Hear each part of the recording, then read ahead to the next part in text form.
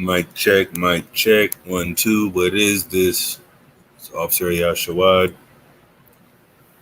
About to get this lesson started, man. Check, mic check. 1, 2. What is this?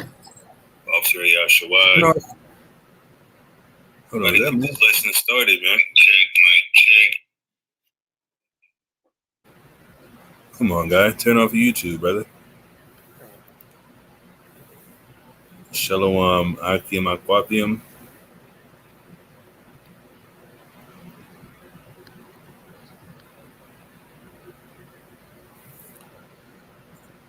We're going to start in just a second. Let me see.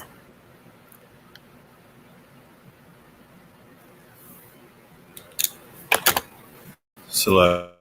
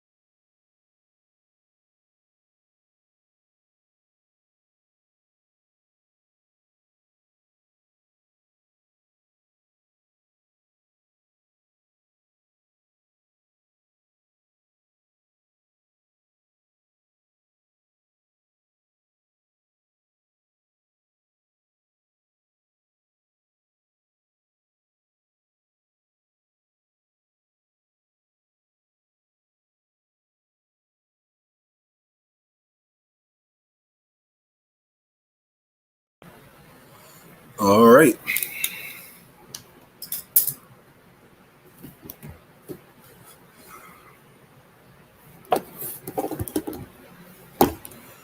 Let me take this thing off. Like and share the video.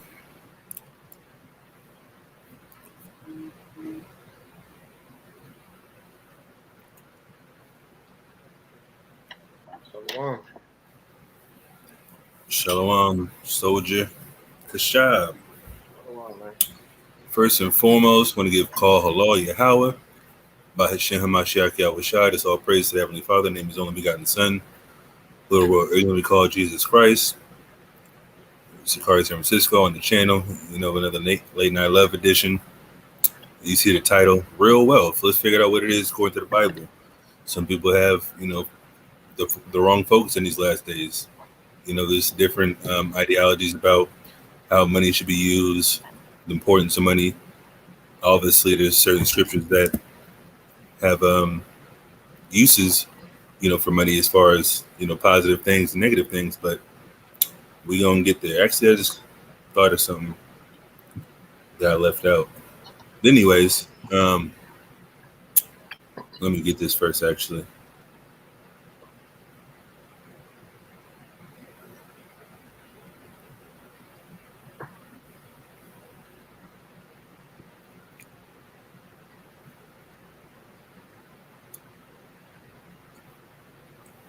Let's see here.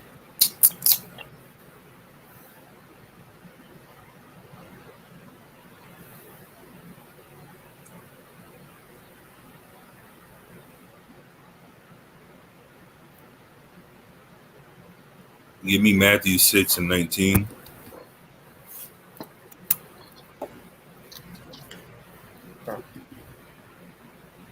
So this is Matthew 6:19. Lay not up for yourselves treasures upon earth. You see, Yahushua is speaking. Lay up not treasures upon earth, read. Where moth and rust doth corrupt. Where moth and dust corrupt. So physical things, obviously, it's talking about you preparing for this endurance as far as getting to the kingdom. You focus on, all right, it's going to explain itself, and I'm going to elaborate on it later. Go ahead. And where thieves break through and steal. Exactly. You focus on, material things. People can steal it from you, rob you, whether it's in person or your home. Go ahead. On verse 20, but lay up for yourselves treasures in heaven. Lay up for yourselves treasures in heaven. Spiritual things. Things that will last you a lifetime. Mainly just talking about, the tree of life and things like that, which is also coming with, living a righteous lifestyle. If you live righteously, you're gonna get more righteous things in the kingdom, which is rulership as an Israelite. And that's what's promised to us if we endure. Go ahead. Where neither moth nor rust doth corrupt. Mm-hmm. And where thieves do not break through nor steal. Go ahead. Verse 21, for where your treasure is, there will your heart be also. Exactly. Similar to, how do you say the pirates go out and look for treasure? They got their mindset on a certain thing. They heard about some folklore, going to a certain island and robbing certain, sunken ships. They're going to find that on a map and go there. So similar to people focus on the kingdom. You got a one-track mind, focus on the kingdom. You want to get there. How do you get there? Follow the laws, repent, pray to the Most High, believe in His Son, Mashiach Yahushua. Lord willing, if you're alive in these last days, as far as the American judgment, you want to avoid that by getting on the chariot. That's what you hope for, and go into the wilderness and transition to the land of Israel. So that's where our treasure is, rulership in a sense.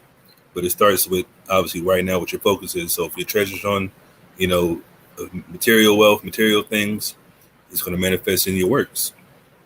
And you might not be focused on the Most High as much. You might not be doing certain things. You might cut corners on certain high holidays, Sabbaths, things like that, just to get ahead. But you got to keep the law to the best of your ability. We definitely understand that some people work on the Sabbath.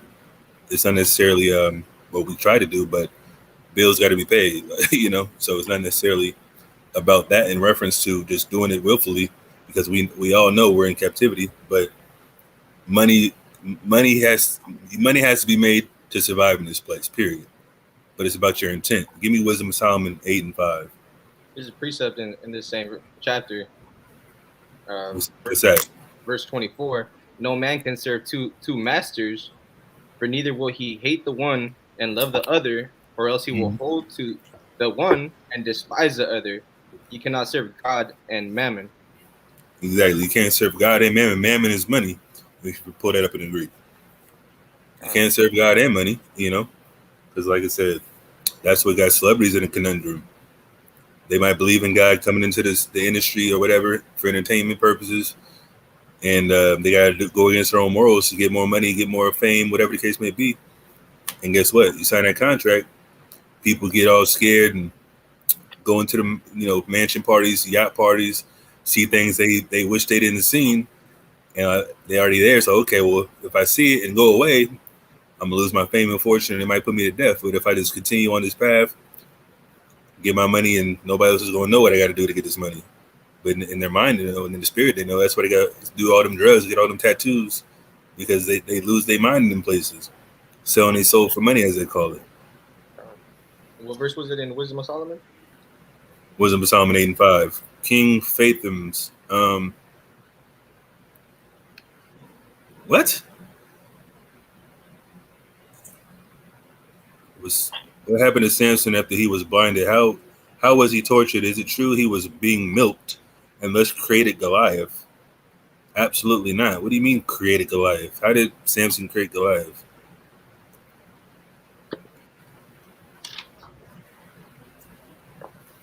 I mean, I don't know if you want to stop the lesson to get that answer, because I don't know what you mean by being milked. That doesn't sound right.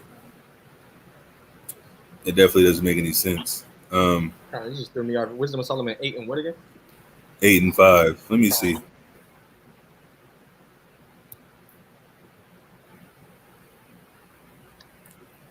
Judges.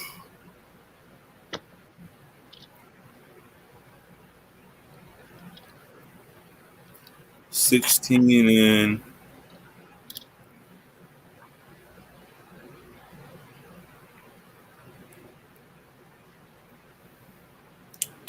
let's see.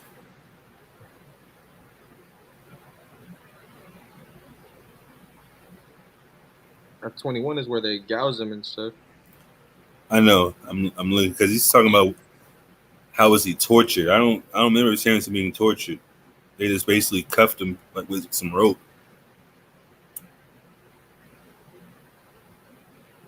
It says verse 25, and they set him between the pillars. Yeah, it don't say he was tortured.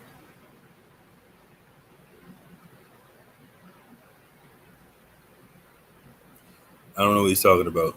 So, and being milked, that doesn't sound right. I'm gonna just let that be known right now. Samson was an Israelite from the tribe of Dan. So, how did he create Goliath, who was a Philistine? It doesn't make any sense. But anyways, let's keep it going. Now this is Wisdom of Solomon 8 and 5. If riches be a possession to be desired in this life, what is richer than wisdom that worketh all things? What's richer than wisdom that worketh all things? You can apply wisdom in any facet of life, whether you poor or rich with money physically. Some people use wisdom to get rich, which is not a problem. But if that's your focus, I mean, that's not the proper. That's not putting the Most High first, as they say we're supposed to do. Love the Most High with all your heart, mind, and soul, and love the neighbor as yourself. Those are the first two commandments. You can't put money above, the Most High. That's what Christ just said. You can't serve God and mammon, but at the same time, in reference to Solomon, he prayed for wisdom, and the Most High gave him riches after that. I was trying to find that precept in here, but I know it's in Wisdom of Solomon. Actually, no, it's in I think it's First Chronicles. Or the Solomon? What's that? The Solomon account? Yeah. First Kings 3. First Kings? Yeah. Is that what I read earlier?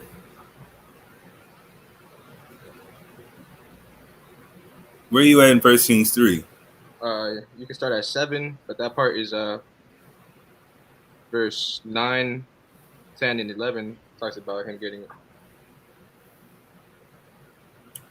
Yeah, something else I was looking for. You can read that. It's something else I seen. Hold on. Con, Oh yeah, you're right. 11. Actually, no, it's 13. But yeah, you go ahead and read that. Con. You want me to start from? I can start at verse 7. Yeah, go ahead. God, this is 1 Kings 3:7. And now, O Lord, my God, thou hast made thy servant king instead of David my father, and Mm-hmm. I am but a little child.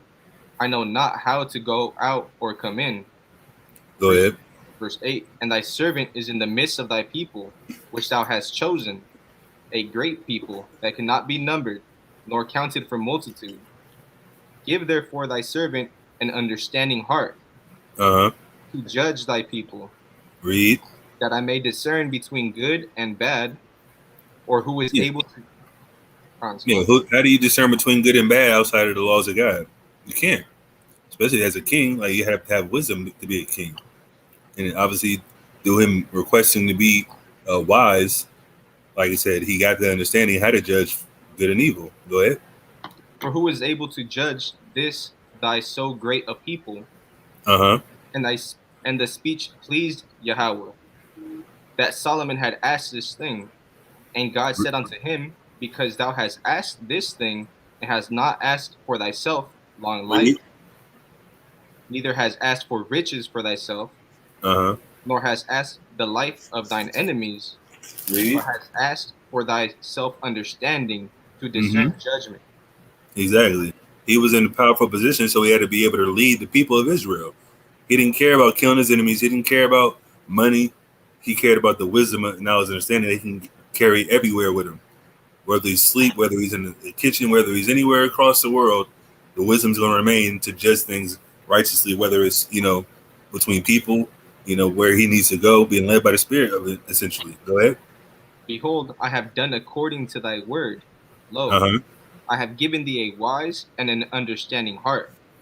So there was none like thee before thee, neither after thee shall any arise like unto thee. Exactly. So nobody's going to be as wise as Solomon after he dies. Read. And I have also given thee that which thou hast not asked, Exactly. both Go ahead. both riches and honor. Riches and honor. So his wealth comes with wisdom.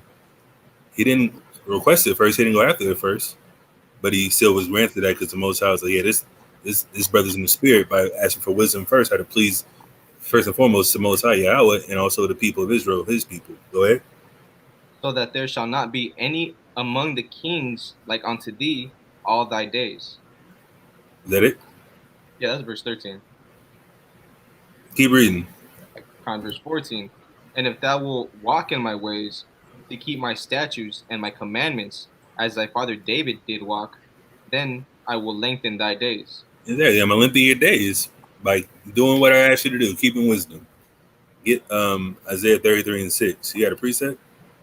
This is Wisdom of Solomon 6:20. Oh no, I'm gonna get that later. Don't worry about that. All praises. Isaiah, what again? 33:6.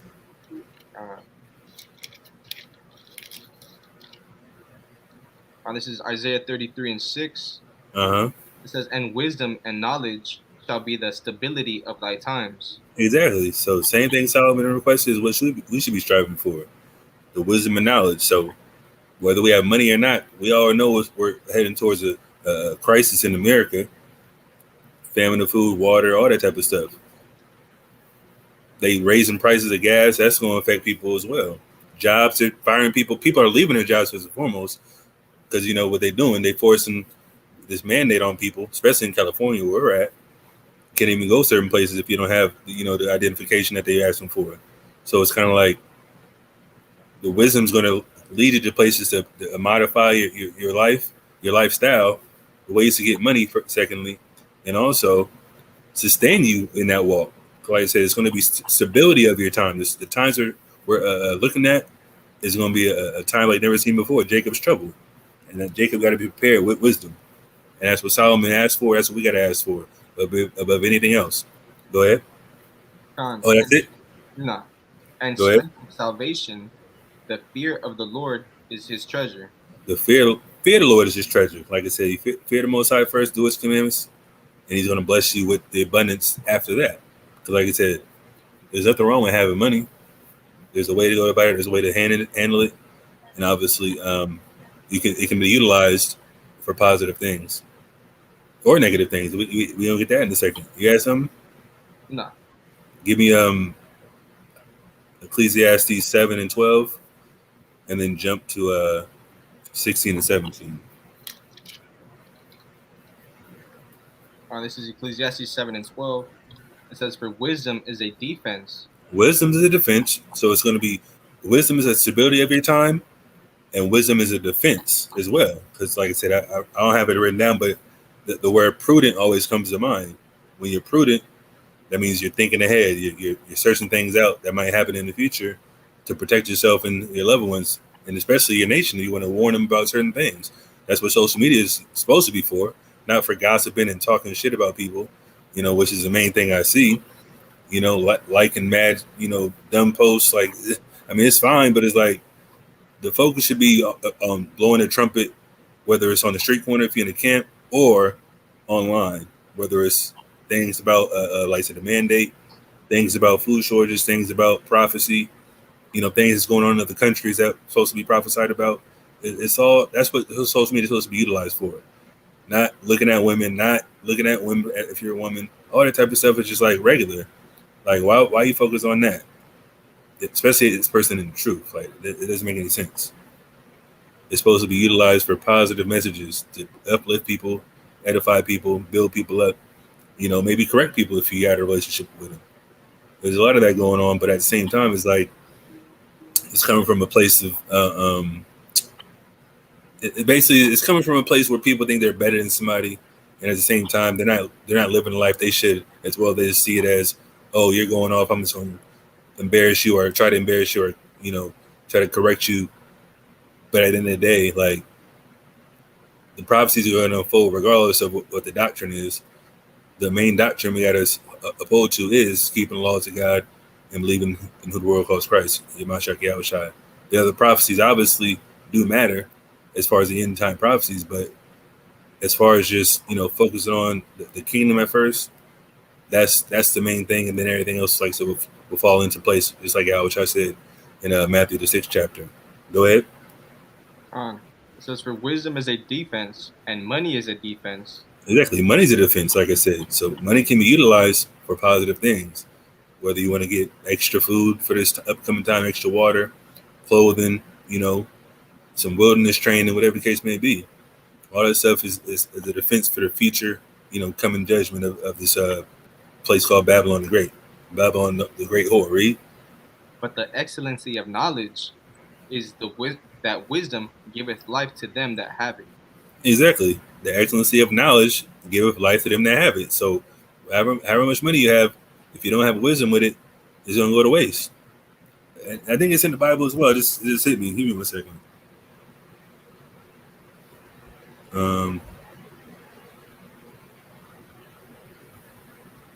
Is it in here? Or I might be thinking of some regular phrase that I heard on the street. I don't know. Like it says, a fool and his money will soon depart. That's what I'm thinking of. That's how it doesn't. That's how it can be utilized.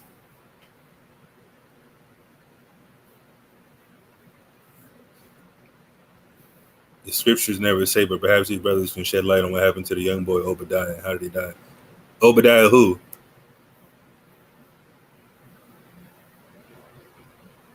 What are you talking about, Malice? He said the scriptures never say, so how would we know if the scriptures never say it? You talking about the prophet Obadiah? Anyways, keep going. 16 and 17. Verse 16, "Be not righteous over much. Be not righteous over much. Read. Neither make thyself over wise. Don't make yourself over wise either, thinking you high and mighty." Go ahead. Why shouldest thou destroy thyself? Why are you going to destroy yourself? Some people overthink. Some people stress out to the point where they bug themselves out. They start reading extra stuff, reading into certain things that aren't there, and you can drive yourself crazy thinking that, oh, every time I see something, I got to react to it type situation. You're destroying yourself mentally and emotionally and spiritually, actually, showing lack of faith. That's the main part. People, I mean, there's a lot of faith in Israel, but it's like people see certain things and just react to every single thing that they see and panic. So it's like you got to focus on the right things. Nothing's happening yet. We see everything on TV. We see it on social media. That doesn't mean it's going to happen tomorrow. They're talking about the government's going to run out of money October 18th. I mean, what does that mean for us? Don't we want this kingdom to crumble? Like that's part of the plan. So even though I do still want people to prepare, I want to prepare. Like I said, that's what prudence comes in. Like I said, but at the same time, we want this kingdom to fall, and that's part of the process. The monetary system fails, the healthcare system, food, all that type of stuff. It's all going to happen, but the wisdom is going to be stability every time and knowledge, and that's going to give you the peace of mind as well. Go ahead. Be not over much wicked. Be not over much wicked either. Don't think because the kingdom's going to crumble or America's going to crumble. Don't think you can just do whatever you want at the end times. Go ahead. Neither be thou foolish. Why shouldest thou die before thy time? Exactly. Don't be foolish. Don't think you can do dirt and, like I said, get ahead. Like a lot of people think just because we were promised a kingdom that they can just do whatever they want, you know, and not be judged for it. But no, there's going to be a harsh judgment coming up for people that are sinners in these last days, especially the 2/3. You don't know how hot that lake of fire going to be, you know. Lord willing, like, so we don't partake in that. But I'm just saying, like, that's going to be a harsh judgment for a lot of people. And then you're going to wake up, like I said, to everlasting shame. That's not going to be a good look either. But is that it? Huh. That's it? Oh, give me Proverbs 10 and 15.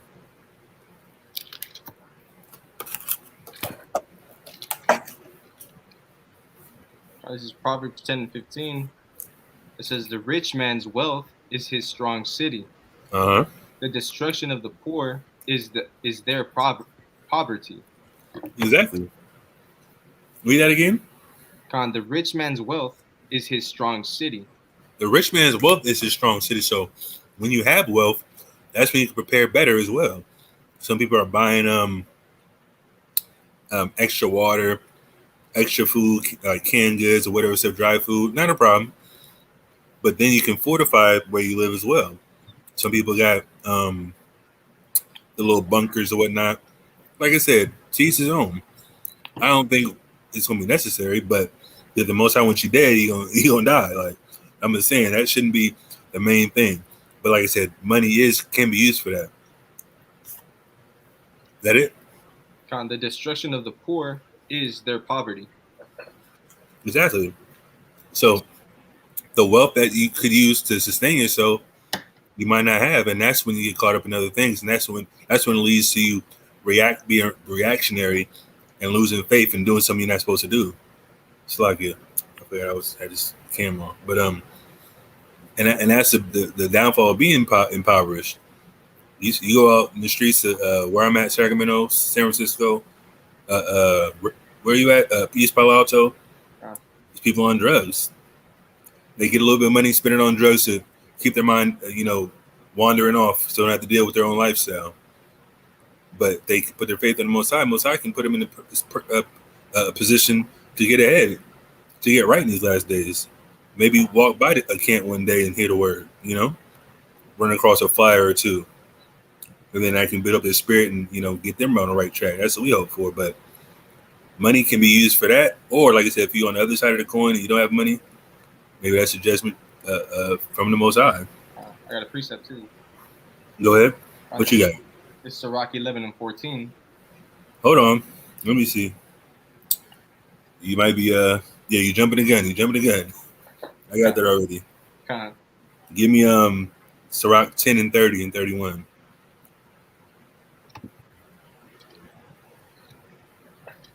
It's Sirach 10 and 30.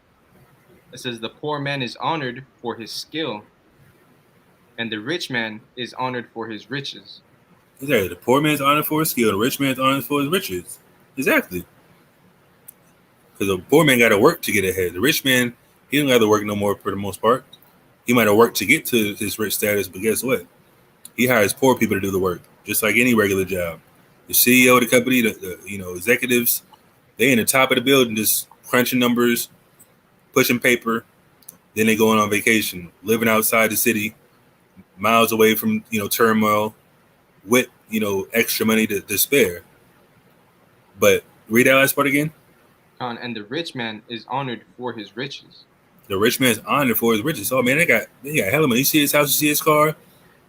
Oh, you see him on vacation, you see it on pictures. Like, that's fine. But like I said, we gonna get to some more precepts to prove where sometimes that's not always a good thing. Go ahead. He that is honored in poverty. He was honored in poverty, read. How much more in riches? Exactly. How much more in riches? So if you're doing good works, you keeping the same spirit, and then you get blessed with, monetarily, you're still gonna be honored because you're gonna keep that same character for the most part, the same spirit you in. Go ahead. And he that is dishonorable in riches, how much more in poverty? Exactly. You're gonna carry that same spirit no matter where you're at, whatever level you're at. No humbleness, no meekness, none of that stuff. That's why some rich people are assholes. That's kind of a common theme, but at the same time, they feel they're above other people, especially white people. They're already prideful as hell. But sometimes they're black people as well. They get to a certain status. They want to take pictures with people like celebrities, things like that. Neither here nor there with me. I don't give a fuck. That's what I get. But it's like, you die just like me. Like, you got more money, you live in a certain area, fine.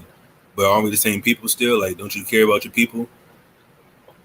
That's what people forget. Like, they lead a hood. Like I said, they lead a hood, forget about their own people, and don't give back. That's why people get killed going back to the hood when they get money, because they don't contribute anymore. But is that it? I got a precept. I don't know if you got it though. What you got, man? It's Proverbs 23:4.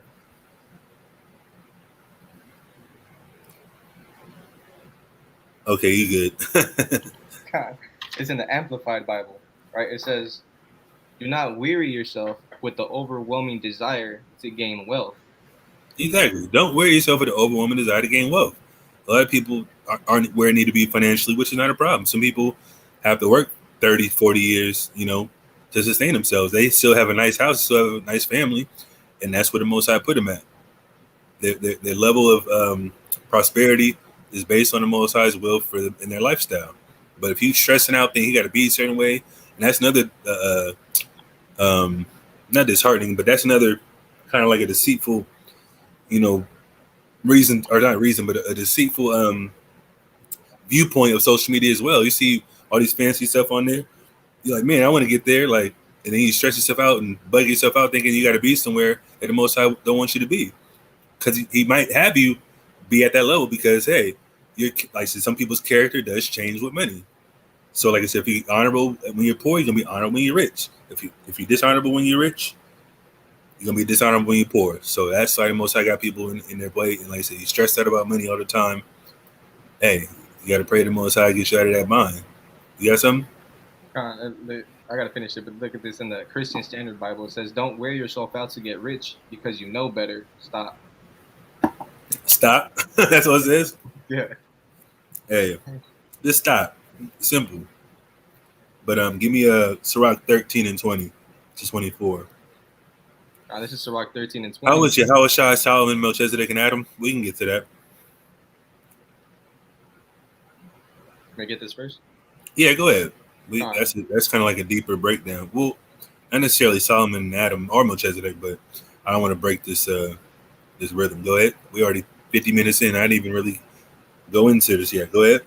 Sirach 13:20. As the proud hate humility. As the what? As the proud hate humility. As the proud hate humility, read. So does the rich abhor the poor. The rich abhor the poor. So what does that have to do with us? We know who's rich on the earth. Excuse me. But we know who's the rich on the earth. We know who's the poor on the earth. The Israelites are mostly poor. We're the ones that's looking for handouts and looking for certain things from Edomites or Asians or Arabs, because they own all the property in America for the most part. There's definitely black wealth, mostly like in the South area, because they got the old grandfather, grandfather in houses, things like that. They live in certain places for 40, 50 years at a time. houses were passed down generation to generation. That's not necessarily wealth, but it's still a positive thing in our communities. But the rich people that we know that are rich are white people, Asian people, Arabs, East Indians. I mean, we can definitely all be in that position, but the Most High got us here for a purpose because we're spiritually rich for the most part. Even people that don't necessarily say they believe in God, they still have, what's it say in Romans? Like a law in their heart. Like I said, they do certain things that are still lawful, even though they're not aware of their nationality. But it says the rich abhor the poor. Why? Because they want to keep us in this position. Especially at least they know what it is. Like they set up the hoods a certain way. They set up the laws a certain way. They put low-end liquor stores and gun stores in our neighborhoods to destroy us. All type of stuff. It's all plot and plan ever since we got out of this plantation. They set up jails right after we got the plantation. The church system, the school system is all designed to destroy us. But is that it? That was verse 20. You went all the way to 24, right? 20 to 24, yeah. This is verse 21. A rich man beginning to fall is held up by his friends. Exactly. A rich man has many friends. Why? Because, hey, a rich man might drop me a couple bucks.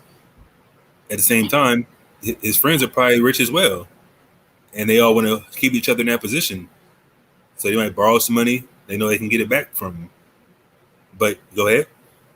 But a poor man being down is thrust also away by his friends. Exactly. A poor man is thrust away by his friends. Why? He don't got nothing for me. He can't help me if I help him. They look out they're looking out for themselves. Go ahead. Verse 22, when a rich man is fallen, he hath many helpers. He has many helpers. Read. He speaketh things not to be spoken. Go ahead. And yet men justify him. Exactly. He speaks things not to be spoken, but men justify him. That's a perfect analogy to how the white man rules. He can pass all type of madness in our school systems with all type of LGBT doctrine and pushing it on cartoons. And guess what? People just run with it. Oh, it's fine. Let the kids decide for themselves. Like, what? No. I'm pulling my kid out and homeschooling. How about that? You can teach your other white constituents how to live that lifestyle, because that's not us. As far as Black, Hispanic, Native Americans, obviously there's people that fall into that lane, but that's not the majority of our people. We don't get down like that. But go ahead. The poor man slipped, and yet they rebuked him too. Exactly. He slipped and he got rebuked. That's a double whammy, a double-edged sword. It's like, man, like you down, they ain't kicking while you down. That's what they call it. A poor man walks into a place, they eyeing him, looking like this dude gonna rob us. He gonna steal some things. And guess what? He got a little bit of money from panhandling, whatever the case may be. He can buy things just like a person in a suit can buy some things. You never know. We don't get another precept on that after this. Go ahead. He spake wisely and could have no place. He what? He spake wisely and could have no place. Exactly. He spoke wisely and yet has no place. Meaning what? They don't listen to him. They don't want him in the location where the people that seemingly look better, look cleaner, clean cut. It's a respect to their persons. We're gonna get the precept on that next. That's why we can't be like that in Israel. We gotta help the fatherless, the poor, all that type of stuff. And the widows. That's what it says. That's literally in the law. We gotta help those people. Some people, like I said, some people don't have the monetarily to help out, but at the same time, we can do a gesture, for one person. We see him randomly. Most High always put people in your path you can help. Is that it? Verse 23, when a rich man speaketh, every man holdeth his tongue. Oh man, what is this guy saying? The president on TV. Let me see what he's talking about. They all wide eyed like they seen a ghost. Like, oh my goodness, like this is crazy. But our people can't be like that, man. Because a lot of people look at people in a high position as role models when they know damn well they're not doing nothing for nobody else. They just spokespeople to push an agenda. Go ahead. And look what he said. Go ahead. They extol it to the clouds. They extol what he said to the clouds. President Biden get on, that's what they're going to do. Push it everywhere. All the media sources online, whether it's good or bad, they're going to push it out. Some people with it, some people aren't with it. But guess what? We can't be enamored by people in positions of power, because if we're not Israelites, first and foremost, we shouldn't care unless it obviously can help us in a sense. Because, there's certain things that they've done that has, quote unquote, helped us. like tax returns or stipends or whatever the case may be. But other than that, if they're not keeping the laws of God, if they're not Israelites, then we gotta worry about each other first. Go ahead. But if the poor man speak, they say, "What fellow is this?" Exactly. A poor man speak. Who is this talking? Who is this guy? He came out the back, like out the side alley. Like, what the hell? Like, I don't give a damn what he's talking about. He might have the keys to the kingdom. He might give you the game. You can learn from anybody, as they say. You can learn from a crackhead. He might give you the wisest thing you ever heard in your life. Something simple too. Like, man, he told me that a while ago, and it just clicked. That type of thing. But if he's a rich person or somebody in prominent position, no matter what he says, they're like, oh man, this dude's a genius. But it could be something so detrimental to you, you're not gonna know until it's too late. Go ahead. And if he stumble, they will help to overthrow him. If that poor man stumbles, they're gonna help to overthrow him, keep him down. Just like our people. How do we help keep each other down in our communities? Very simple. Sell drugs to each other, kill each other, leave single parent households. They love that. They love that with a passion. Keep the system going. So just imagine they're talking about the government's running out of money. There's more single parent households. There's no more WIC. There's no more food stamps. There's no more quote unquote aid for the kids or whatnot. All that type of stuff's gonna play a role to our detriment. You got something? This is Job 21:13. Got that? Nah. It says they spend. I think I was gonna grab it, but I don't remember. Go ahead. It says they spend their days in wealth, and in a moment go down to the grave. Exactly. That's what happened to Esau in America. They spend their days in wealth and go down to the grave. They're gonna die in their wealth. We got precepts on that too. Give me Leviticus. Are you done? No, this is verse 24. Says, riches are good unto him that hath no sin. Riches are what? Are good unto him that hath no sin. Exactly. You're righteous in your thought process. That's why you got to ask for wisdom first. Riches are good unto him that have no sin. Read. And poverty is evil in the mouth of the ungodly. Poverty is evil in the mouth of the ungodly. They're going to suffer and they poor. They're gonna be more wicked. They don't know how to get out of that rut. That's what it's talking about. So if you have no sin and you have money, you're gonna help your own people. And it also says in Sirach, give to the godly man. Because some people aren't godly. Some people want to ask for money to buy more drugs. We can ask them. Like, so people come to us after camp sometimes and be like, hey, can I get some money? Some people are like, oh, I need a place to stay. All right, well, I might not give you money, but let me point you in the right direction. That type of thing. Some people ask for money. Okay, what do you need it for? You need some food? I'll buy you some food. I'll go to the store with you. Like, nah, I want the cash. Like, all right, well, no, I can't do that because we know what you're gonna do. We literally hold camp in a very sketchy area. There's a lot of drugs being sold where we're at. So we're not stupid. We're not trying to inhibit and help out people to get high on our dime. Like, no. But that's it. Leviticus 19 and 15.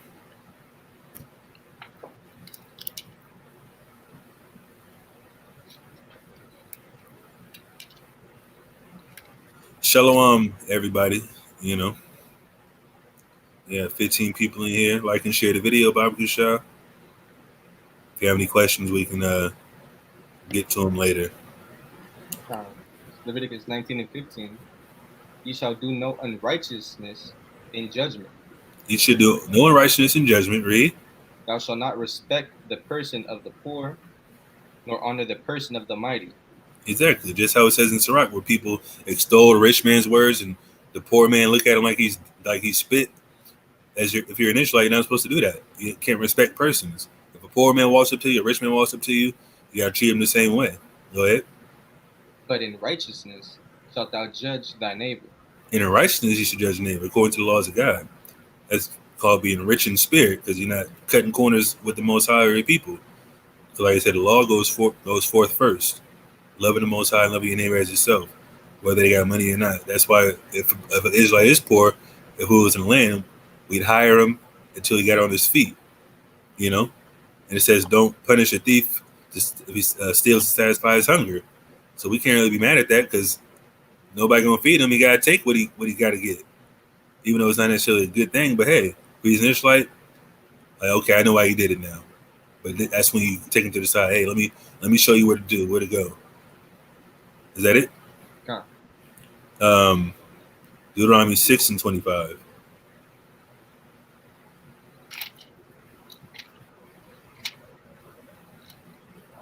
This is Deuteronomy 6:25.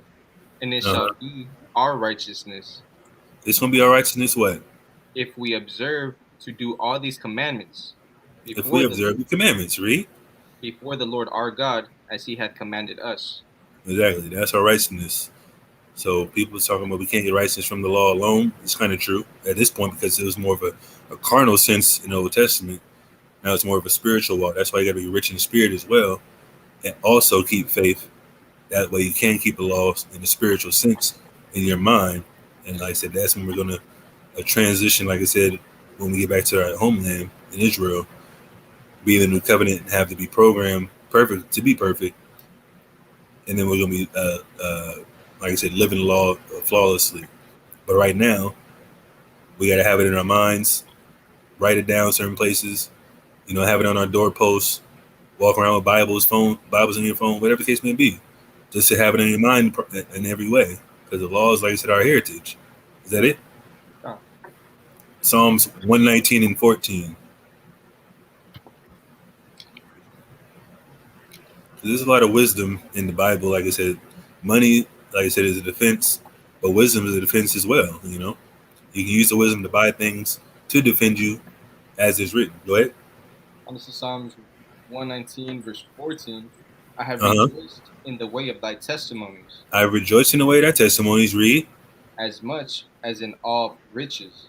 As much as in all riches. I rejoice in the testimonies, the stories in the Bible, the word of God, just as much as I do riches, like I said.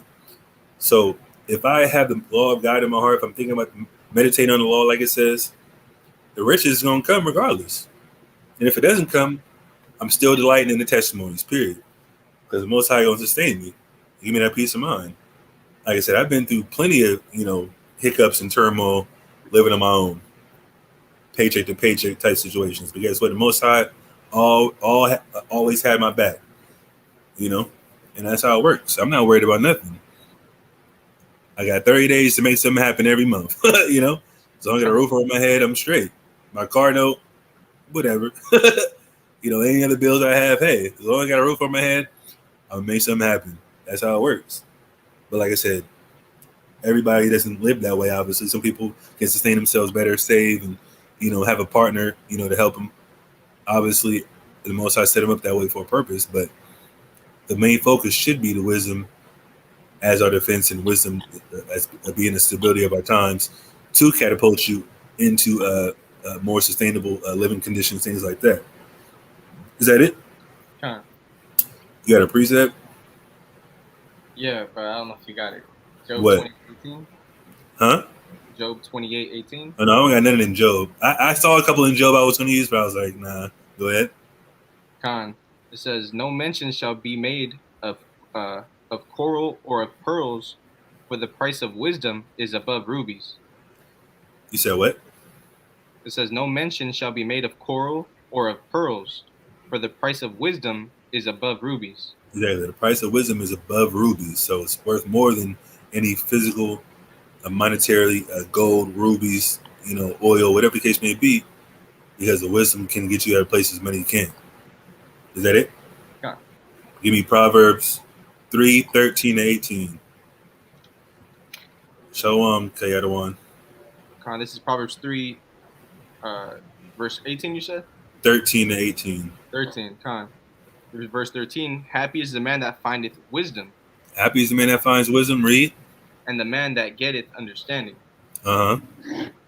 For the merchandise of it is better than the merchandise of silver.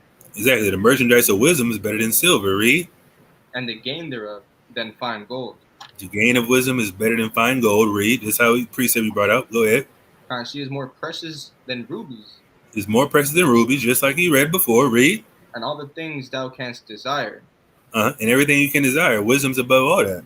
Go ahead. Are not to be compared unto her. Wisdom can be compared to anything physical, because that's what Yahweh says. Wisdom is compared to the law. The wisdom can lead you, like I said, places the money can't. You can't carry pounds of gold up a mountain, it's not smart. You know, leave it somewhere, hide it somewhere, go where you need to go, come back for it if that's what happens. But the wisdom's going to put you in places money can't. Read. Length of days is in her right hand, Wisdom is leading to length of days was in his right hand. Read. Or her right hand. Go ahead. and in her left hand riches and honor. Exactly. So wisdom can come with riches if you sustain it. You know, that's what it's talking about. So wisdom comes first, then the money, because you can't get it. You can't get wisdom, or excuse me, you can't get riches without wisdom. Make it a business plan. You know, go and partner up with people with business savvy, or being business savvy with tech and cryptocurrencies, whatever the case may be. Hey, that can get you over the hump, but it all starts with wisdom, making the right play. But it all starts with, you know, keeping the laws of God as well. Read. On her ways are ways of pleasantness, Uh-huh. and all her paths are peace. All her paths are peace. That's what we want. Peace in these last days. Jacob's trouble is coming, but like I said, the prudence and the wisdom is going to be stability of your times. And like I said, you might be able to shy away from some of that judgment and not witness certain things. Is that it? This is verse 18. Go ahead. She is a tree of life. What? She is a tree of life. Wisdom's a tree of life, right? To them that lay hold upon her, and Uh-huh. happy is everyone that retaineth her. Exactly. Happy is everyone that retains wisdom. It's your stability, like I said before. It can get you in the door. It can sustain you. It can, you know, you might impart wisdom on a rich person. They can point you in the right direction and get some money like them. Like I said, it's not a problem. It's not the focus, but like I said, the wisdom can sustain you.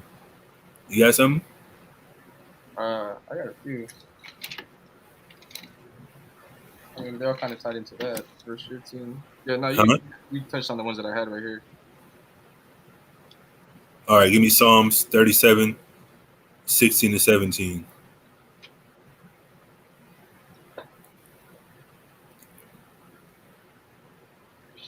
16, 17.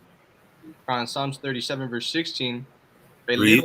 little that a righteous man hath A little that a righteous man have, read. is better than the riches of many wicked. Exactly. It's better than the riches of any wicked. Because if you wicked, Most High gonna kill you. Period. A little that a righteous man have is better than all that. You know why? Because you please the Most High, not man, not trying to impress people. You know, by going to different places, having certain things. Like I said, there's nothing wrong with having all that stuff. I want some this better stuff. I want to live in a house. I want to have a nice car. But if the Most High doesn't allow it in the time frame that I'm thinking I should have it or whatnot, then that's fine. I'm still having peace. I'm still having peace of mind because of the wisdom I'm gaining by living life under the Most High's guise. Go ahead. Verse 17. For the arms of the wicked shall be broken, Uh-huh. but the Lord upholdeth the righteous. The Lord upholds the righteous. He lets the wicked people perish. So if you're rich, you're rich and wicked, you're heading for destruction. Because most times I can protect you from judgment. Go ahead. That's it. Huh. Give me Proverbs 13 and 22. Is there another question up here? Oh, he said something about Obadiah. I don't know what the hell that's about. This is Proverbs 13 and 22. Uh, It says, a good man leaveth an inheritance to his children's children. A good man leaves an inheritance to his children. Go ahead. And the wealth of the sinner is laid up for the just. The wealth of the sinner is laid up for the just. Exactly. So if you rich and wealthy and you wicked, the Most High said He's gonna give it to the just people, the poor, which is the poor people as well. It's laid up for the just if you sinning. And what does just mean? Let's see what it means in Hebrew. Was that Proverbs 13? 13 and 22. Let me pull it up on the screens for y'all to see. It's a lot. Proverbs 13:22.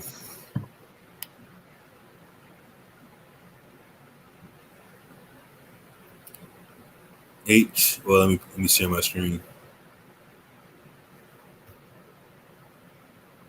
I already know what it means, but let's just share it.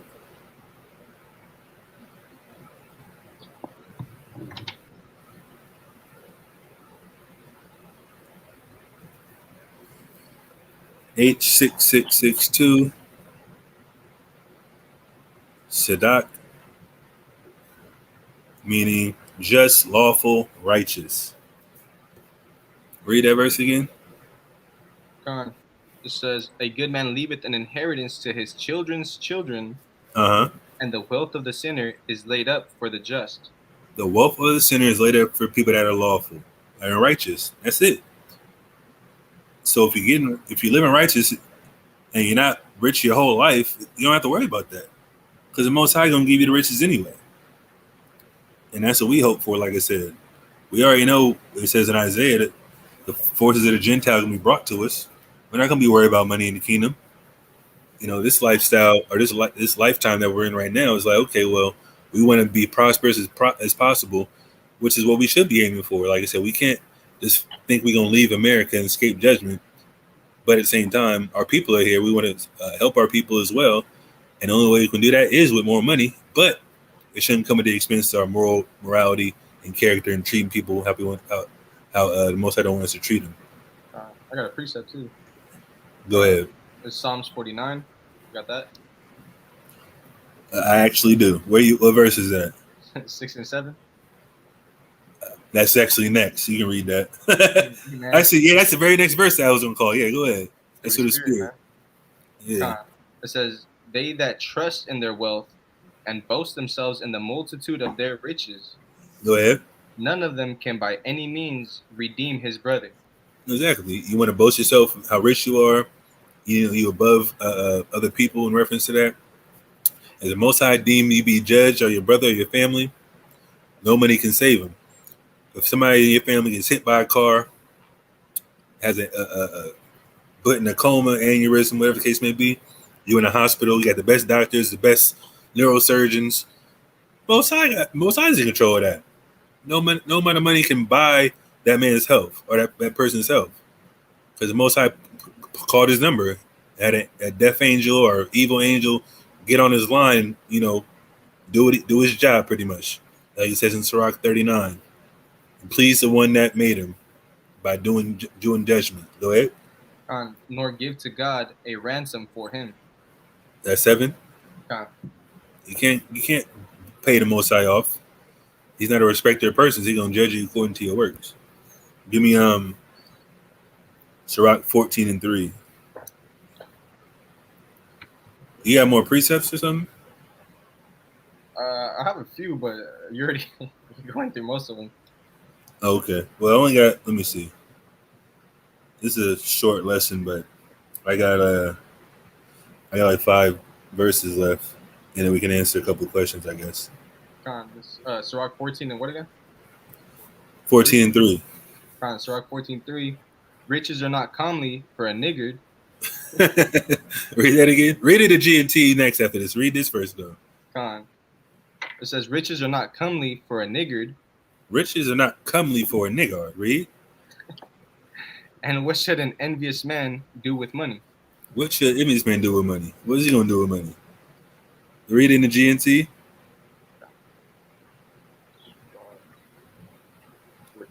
I got it pulled up if you. I got it. Sirach 14 and 3 GNT. "It isn't right for someone who is selfish to be rich." Exactly. It's not right for someone selfish to be rich. If you got money, you're supposed to be charitable. That's part of the law as well. Love your neighbor as yourself. Like I said, hold on. Let me find this verse in Sirach.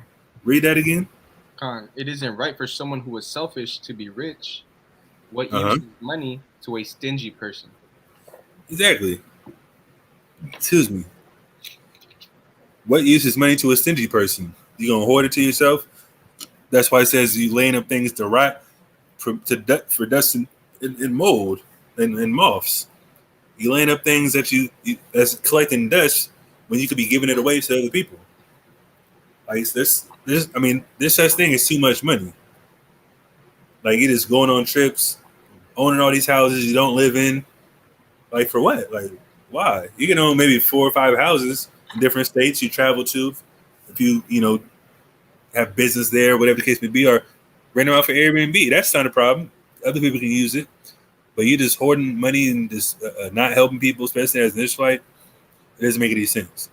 That's why celebrities get such flack, because they get so much money and they don't do nothing for the communities. They're still like, especially like, I don't want to put any people on blast, but there's athletes come from certain countries and certain things. They don't give back to their countries like that. At least you don't hear about it. I don't assume, but it's just like there's so much money out here. Supposedly they're getting all this money, but it's just like, why not help your community where you came from? It's just plain and simple to me. Give me Sirach 12:5.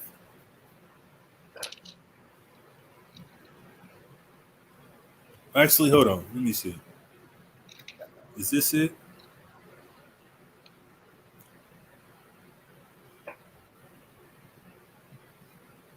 No, hold on. Let me see.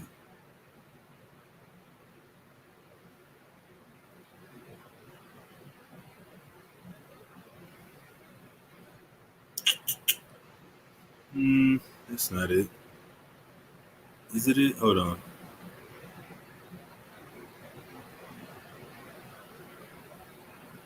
It's something similar to basically like, don't hold back your money from.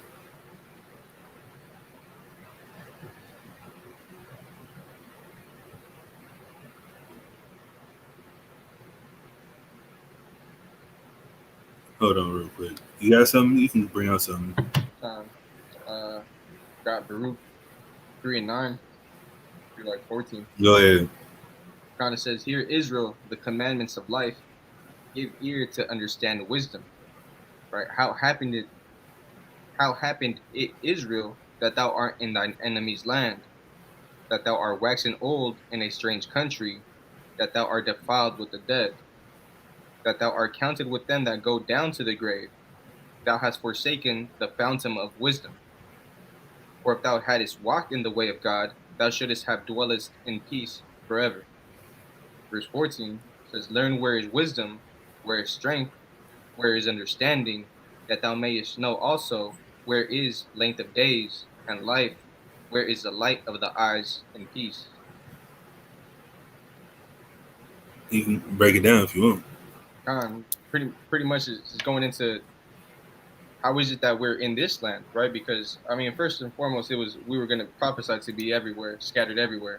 But the thing is, he's saying we would have stayed in the land had we had done what he told us to do, right? So it says we forsook the fountain of wisdom, we forsook his commandments, we forsook everything, right? And now we're in the bottom of everything. Now we're in our enemy's land, right? Mm-hmm. It says, "And you're counted with them that are in the grave," right? Because what is that verse for? I forget what I'm thinking. You're counted as.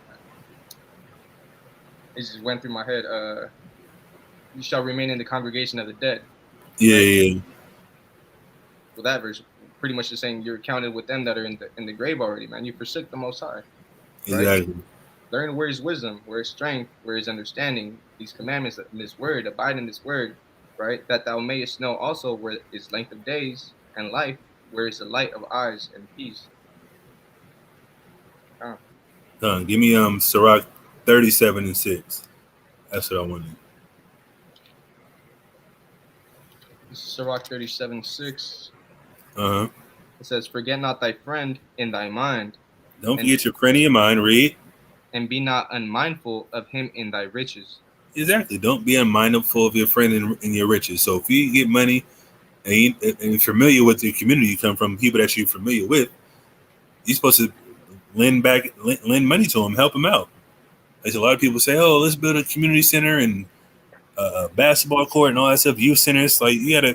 People are in need of infrastructure. That's what people say when they build certain things in certain areas. Businesses, jobs. That's what people aim for, because jobs sustain communities. It's not just people playing basketball and football and sports and all that stuff. It's very rare for people to get out of the hood to sports, because still people that play sports, they still do drugs and gang bang and all that type of stuff. But if they're working, they can't be in that lifestyle in reference to this at a high level, that is. Maybe in a McDonald's or fast food or customer service, things like that. But if they move up the ladder in the chain, they got to change their mindset. And that's what we got to do. Like I said, when we give people more of an outlet to build their lifestyle and change their thought process, that's also being being that's also considered like real wealth in my opinion, because you're giving them a foundation in the sense you're also giving them something to look forward to if they continue that path. So it says, don't be unmindful of people in your riches. So when you have money, like I said, you're supposed to get back to your fellow Israelite and help them out. And that's what we're supposed to do in these last days as well, because the wisdom and knowledge is definitely going to sustain our people. But most people need physical things to sustain themselves as well, especially, like I said, a roof over their head, a sustainable job they can go into. And then, like I said, they can utilize that to further their lifestyle as well and prepare themselves for Jacob's trouble. Is that it? Give me where did I stop at? Sirach 14. 1 Timothy 6 and 10.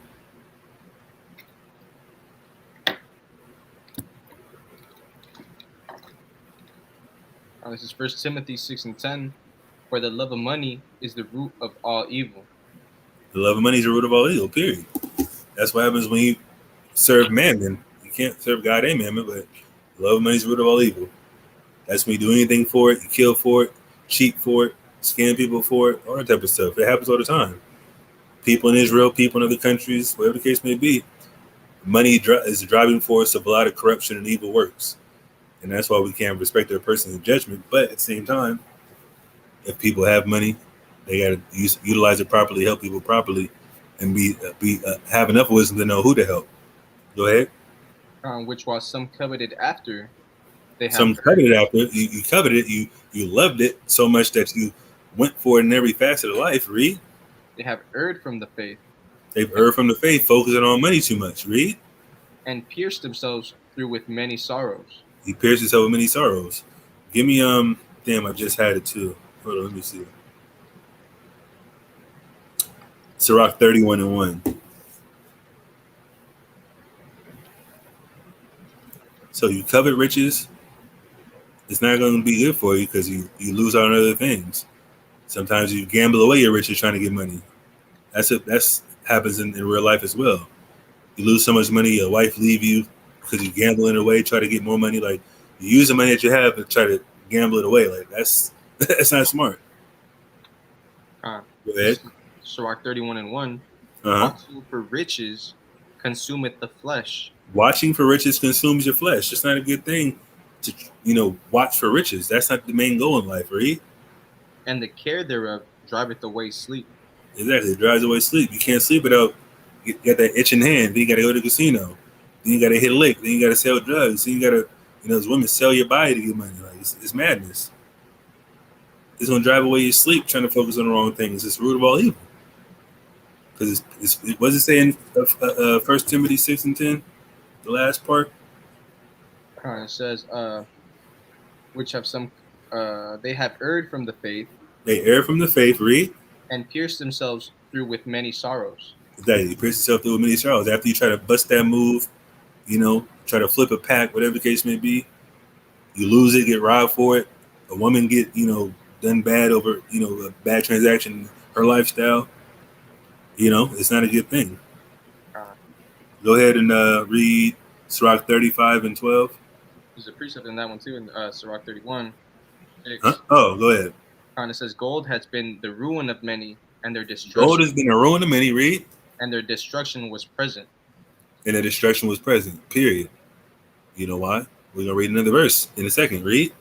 35 and what again? 12.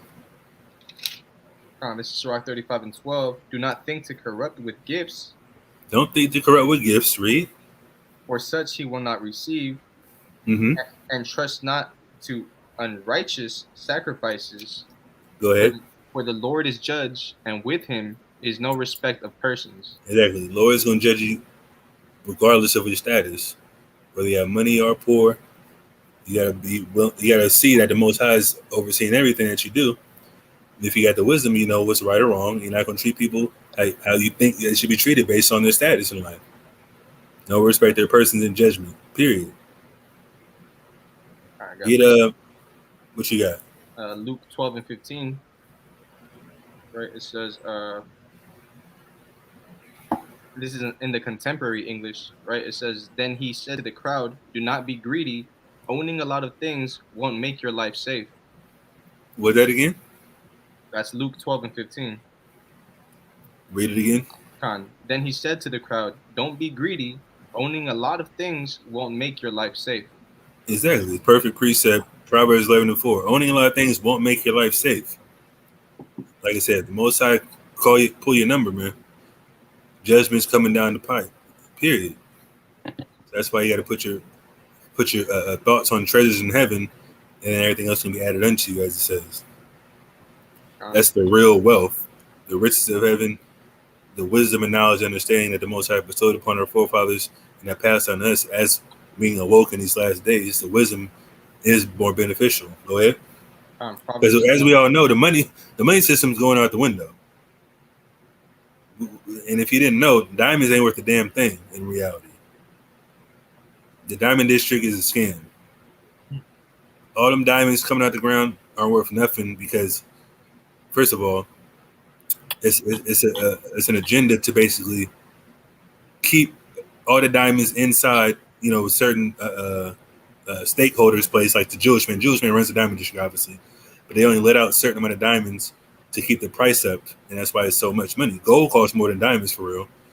Silver, certain stones cost more than diamonds, but it's just the most popular thing. But if everything goes to hell, the only thing that's really gonna be worth anything is gold. You can actually mold gold into certain things, like with blacksmiths and things like that. Diamond, what you gonna do with a diamond?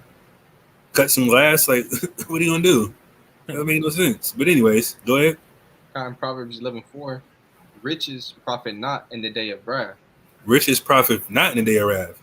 So that's what it said in Luke 12:15. He said. Khan. Well, it said what? It's not gonna keep you safe, right? Khan. Riches profit not in the day of wrath.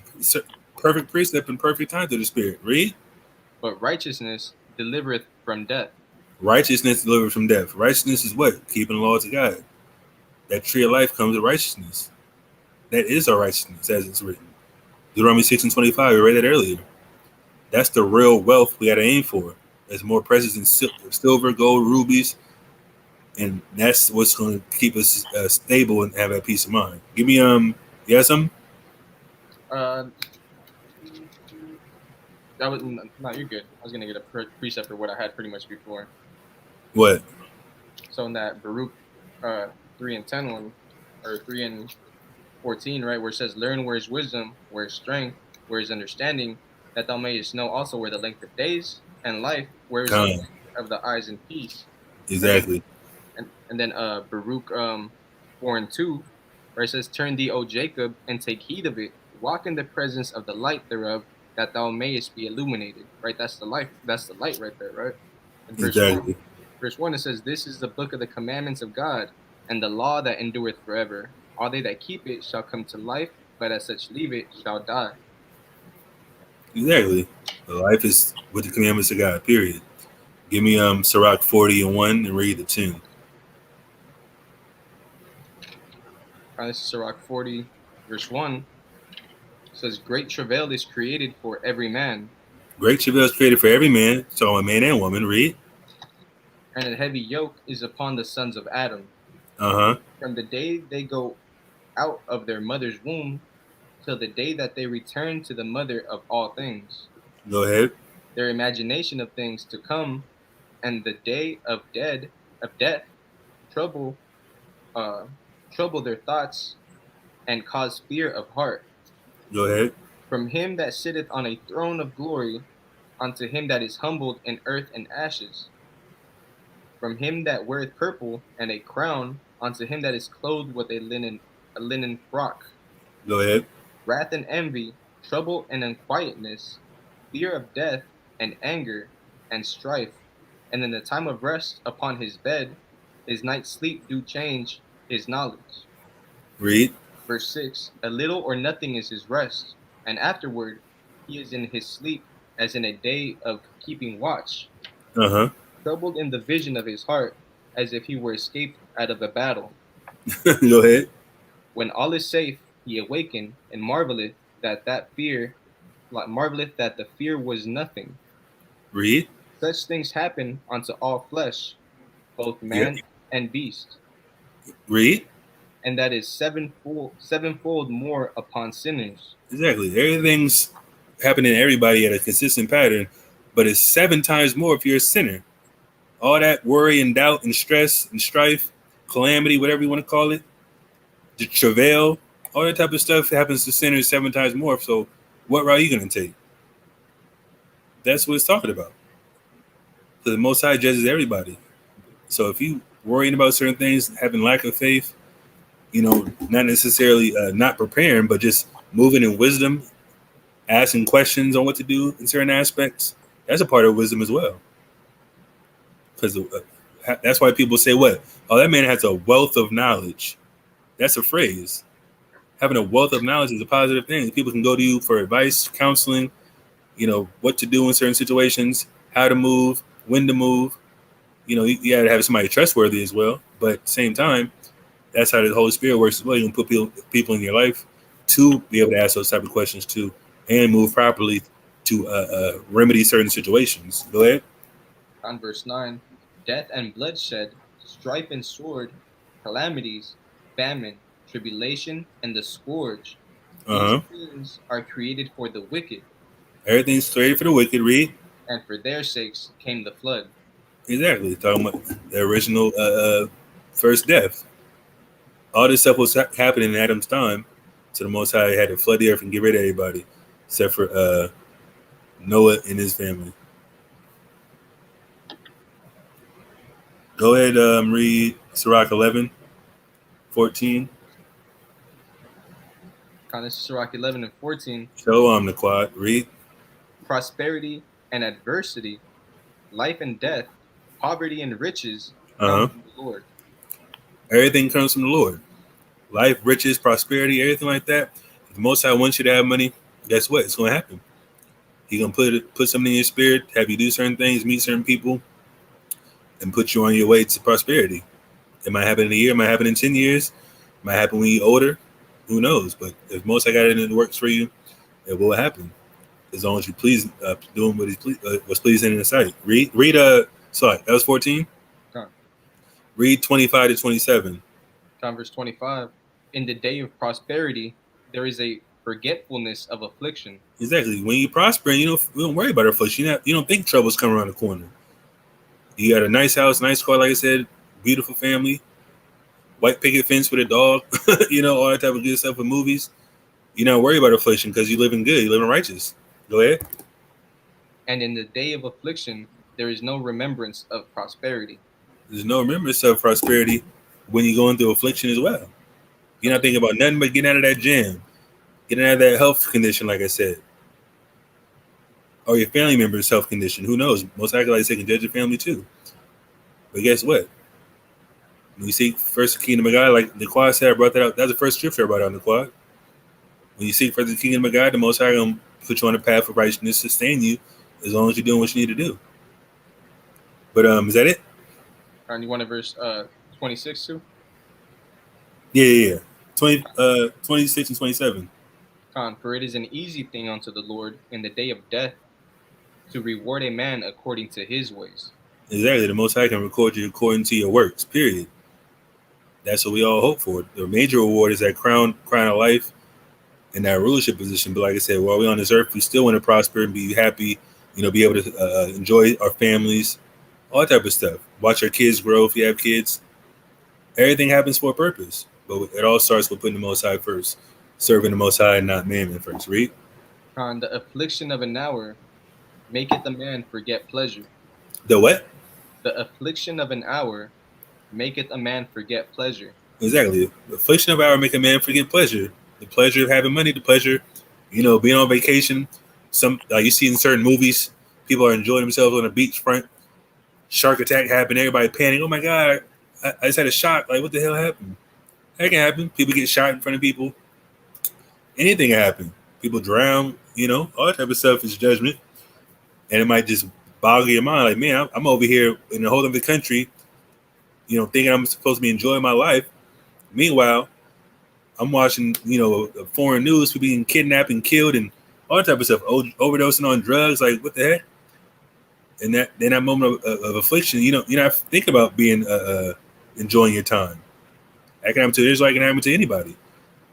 And especially if it happens to your immediate family, that's going to hurt even worse. Go ahead. And in his end, his deeds shall be discovered. In his hand, his deeds should be discovered. Meaning what? Most High has no respect of persons. He's going to judge you according to your works. And as an Israelite, Black, Hispanic, Native American in America, all works have to be in righteousness, starting with the laws of God, being the Most High first and foremost. Is that it? Okay. Give me Sirach 30 and 16. This is Sirach 30 and 16. It says, there is no riches above a sound body. There's no riches above a sound body. So like I said, when you're healthy, right state of mind, peace of mind, the money's not necessarily an issue because your mental state of mind, your spirit's right, and you can think clearly, move properly to get to where you need to go to possibly, like I said, get a sustainable lifestyle and get more money. Or pair yourself with somebody that, like I said, has good wisdom to get you there. Go ahead. And no joy above the joy of the heart. And no joy but the joy of the heart, period. Whether it's your love life, whether it's school, whether it's your job, all that stuff can bring you happiness. But like I said, if you don't have the Most High first, He can take that all away. Give me Sirach 40 and 26. Sirach 40 and 26. It says, riches and strength lift up the heart, but the fear of the Lord is above them both. Exactly. The fear of the Lord is above them both. Riches, well, read it from the top slide. Riches and strength lift up the heart. Exactly. Riches and strength lift up the heart, meaning what? You feel proud for having money. You feel proud for being able to buy what you want, when you want, travel when you want, go on dates, like I said, whatever the case may be. But guess what? Read. But the fear of the Lord is above them both. The fear of the Lord is above them both, because the most I can give it to you and take it away. Period. Read. There is no want in the fear of the Lord. There's no want in the fear of the Lord. You don't want nothing else, because you're doing what the Most High asked you to do as an Israelite. Like I said, whatever place you're at, you're content because you're doing what the Most High called you to do. Go ahead. And it needeth not to seek help. Exactly. You don't need to seek help, because why? The Most High got your back, regardless of what you're doing in life. Lord willing, like I said, we are the people that are catalysts for people that's learning to be on this walk. Like I said, receive that crown of life, Lord willing, where it's elect the 1/3 status. We all hope for that. We're praying for that. We do the work for that. And like I said, we want to edify our people accordingly, properly. And like I said, we don't want people to fall out. We don't want people to be the lost sheep. Like we read, I believe last week, the 99 is already over here. The one sheep strays. We got to go back and get him, pull him back up. Shalom, Christian. Is that it? I got a precept. Yeah, that's pretty much all I had. But you can go ahead. This is Deuteronomy 8 and 17 in the GMT. It says, so then you must never think that you have made yourselves wealthy by your own power and strength. Remember that it is the Lord your God who gives you the power to become rich. He does this because he is still faithful today to the covenant that he made with your ancestors. Go ahead. Man, it's the Most High, just like you said. I don't even think we got that in Wisdom of Solomon 6, right? Yeah, you're right. I thought I had it written down, but I didn't. It's the Most High that gives everything, and he gave everything to Solomon, right? Because he wanted that wisdom instead of everything else that he could have asked for, right? He wanted that understanding, right? And Wisdom of Solomon 6 and 20. Therefore, the desire of wisdom bringeth to a kingdom. The desire of wisdom bringing to a kingdom, not riches bringing to the kingdom. I love that whole chapter almost, but that last verse is powerful. When you desire wisdom, you put the Most High first. When you recognize that wisdom and knowledge is the stability of your time, that's going to bring you to a kingdom, because that's what the Most High wants us to do. That's the original covenant, and that's going to be the new covenant, the wisdom in our hearts and minds, keeping the law perfectly, period. There's no getting around it. The law's not done away with. The law wasn't fulfilled. We're going to fulfill it while keeping it. That's how it works. We're not going to put it away just as Christ kept it perfectly. No. We're going to be like Christ and try to be as sinless as possible. Be perfect as Christ commanded us to be perfect. It's like Yahweh. You have something else? Nah, that was it. All right. We can answer that question. With the Yahweh Melchizedek thing? He asks, how is Yahushai Solomon? You can get that First Samuel 14. Okay.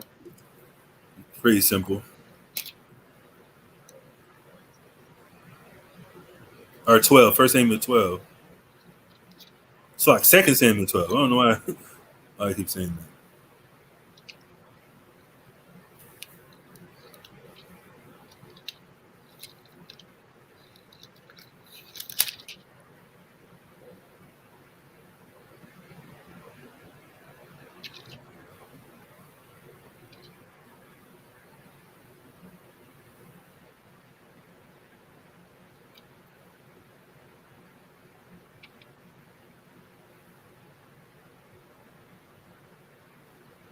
Second Samuel 12. What verse? 12 and 7.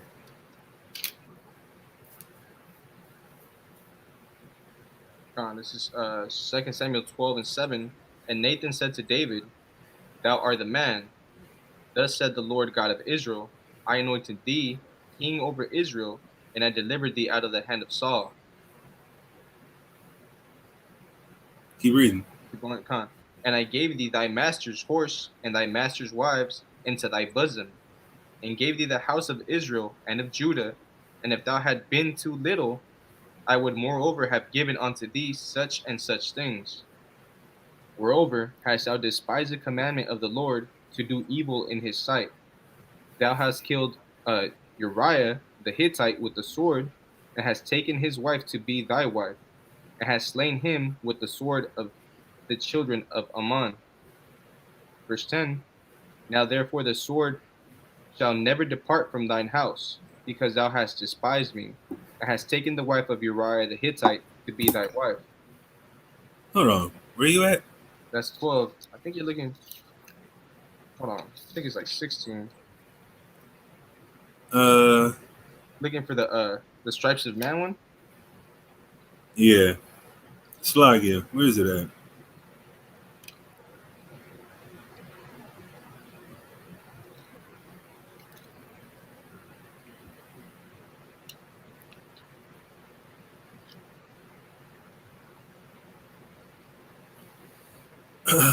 So I don't know why. 2 Samuel 7. I don't know why I said 14. I got it mixed up.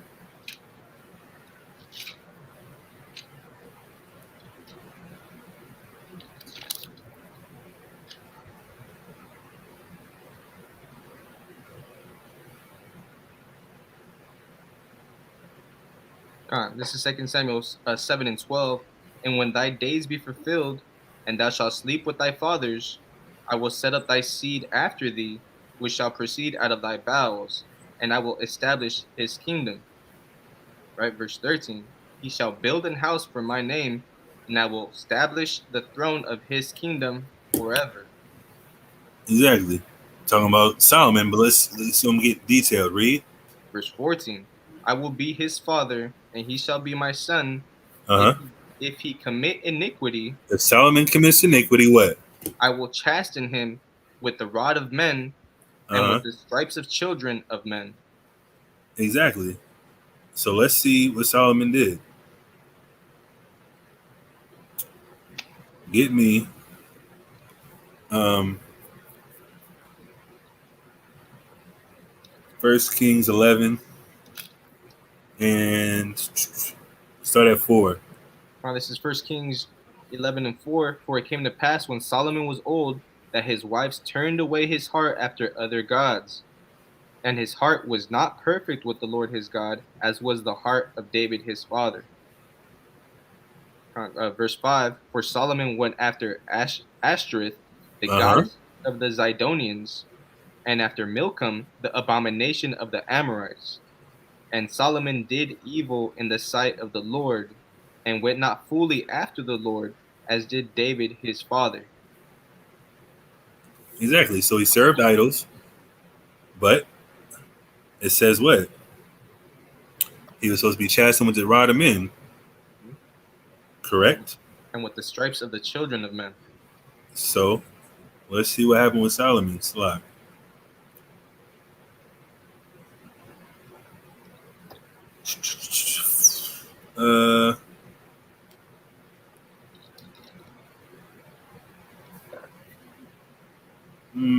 Solomon, or excuse me, not Solomon. I want to say Solomon. First Kings. I know it's in Kings.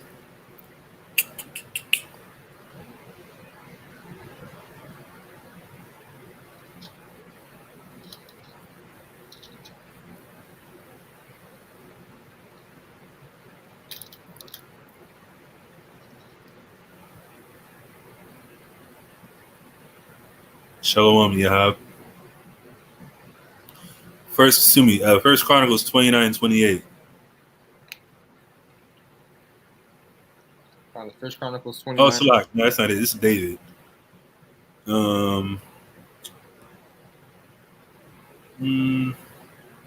Damn. Where's it at?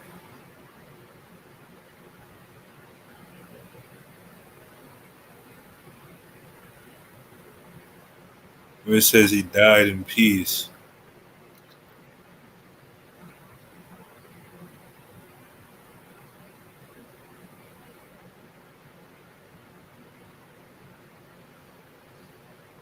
You know what I'm talking about?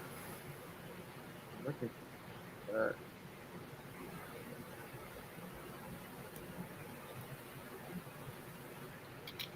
Yeah, because that one's David. Let's see.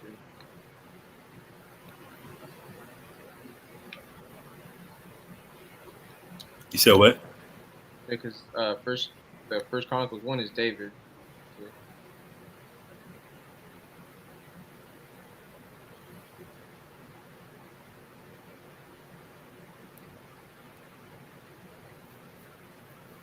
Salak, yeah.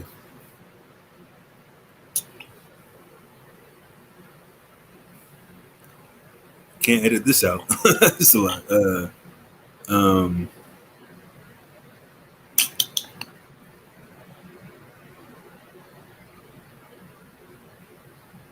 Damn, where is it at?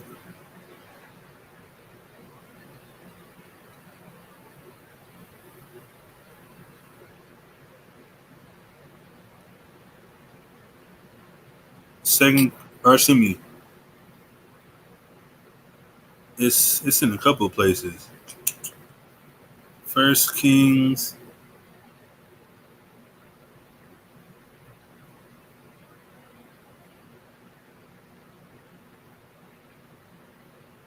Because Chronicles doesn't end like that for him. Second Chronicles 9:31. I'm on there. Don't say peace. So look, Second Chronicles 9:31. And Solomon slept with his fathers, and he was buried in the city of David his father, and Rehoboam his son reigned in his stead. Exactly. So he wasn't chastened with the rod of men. He wasn't, beat with the stripes of men. So it can't be talking about Solomon, even though it's prophesied that it's talking about Solomon. So who did it happen to? Talking about Yahushua. Get that in Isaiah 53. Would that be a precept for that? Yeah. What's that? Would Isaiah 53:5, would that be a precept for that? Well, he's asking for proof that Solomon's Yahushua, Melchizedek, and Adam. So Isaiah 53, we're saying it's Yahushua, obviously, but it's not saying it's Well, yeah, that is a prophecy, but you can bring it out. I just don't know if he's asking for that. It's Isaiah 53:5. But he was wounded for our transgressions, he was bruised for our iniquities. The chastisement of our peace was upon him, and with his stripes we are healed. Exactly. Yahushua was stricken for our transgressions. So proving he's Adam. What? Hold on. I don't know what he asked first. Solomon, Melchizedek, and Adam. Okay, Melchizedek. That's pretty, like I said, basic. Genesis.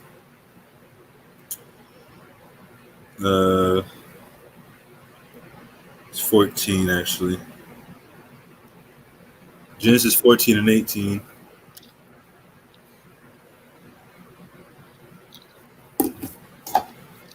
This is Genesis 14, verse 18. And Melchizedek, king of Salem, brought forth bread and wine, and he was the priest of the Most High God. Keep going. Go ahead. Keep to 20. Con. And he blessed him and said, Blessed be Abram of the Most High God, possessor of heaven and earth. And blessed be the Most High God, which had delivered thine enemies into thine hand, and he gave him tenths of all. He gave him tithes of all. Abraham paid tithes to Melchizedek. That's the key phrase. But let's see what this means. Melchizedek. I'm going to share my screen in a second.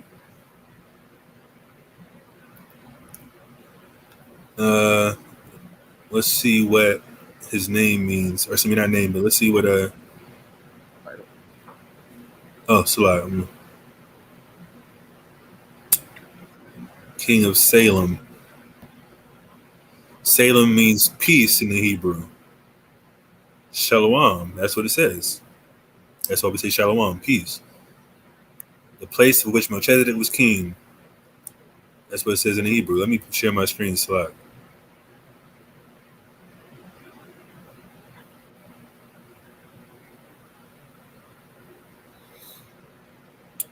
Right here. H8004, Salem, but when you hear the pronunciation, it's what? Shalom, right there. Right there in the Hebrew. You know? It means what? Peace. Prince of Peace. Get Isaiah 7. Matter of fact, let me put it up on my screen.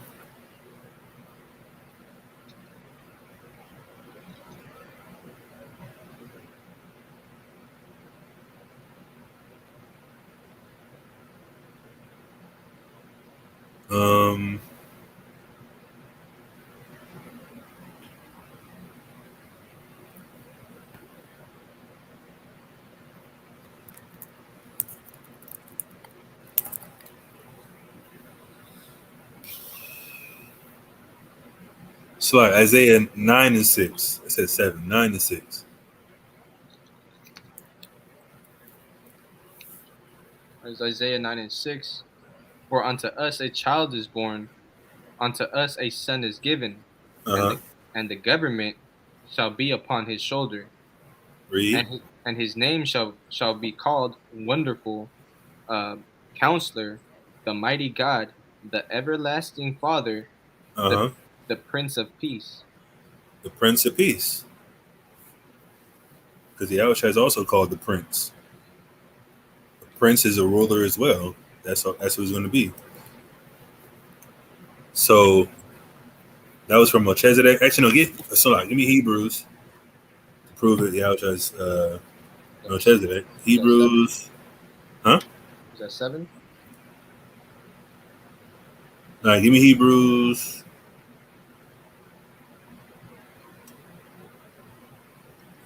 Hebrews 7.